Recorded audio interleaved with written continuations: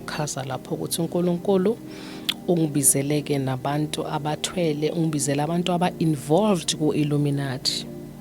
As I've explained, that God has arrested the Baphomet so that people who are involved in Illuminati, God said to me, they can be able to come out. The grace is now for them to come out before the rapture of the church.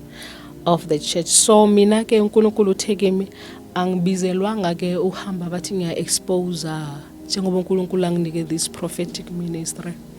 It's not all about exposing people njengoba ngingekho like uNkulunkulu nje konke nje uyakwambula.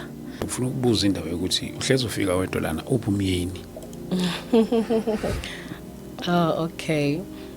On that part Azosithi nje kancane sikhuluma ngo part 3.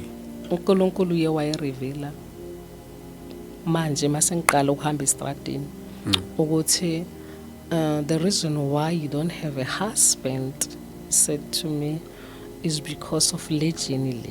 Manje lesingibhizi ngayo yokuhamba estradini uhamba ngishubayela uthekeme is because umyeni bekazongizwela ubuhlungu uthi mhlambe mase ngiwalk isikhathi eside mhlambe athi come and sit down my love, you are so tired.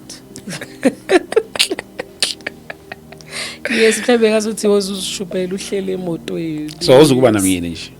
Angazi, but mina uthe for leyo kuwalker uteki, but that is why engekho is what God is. Anekonje uzothola uzohambelana nawe kuleyo nto leyo ngithi angazi, ngizwa ngaye mina.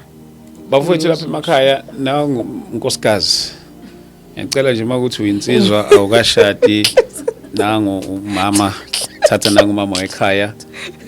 Yes, she is a woman of God.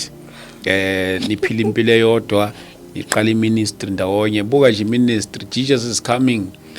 Ministry for all nations. Akekho baba umfundisi. If you want to be a baba mfundisi, this is an opportunity. He is an apostle. Phezu kwakhe.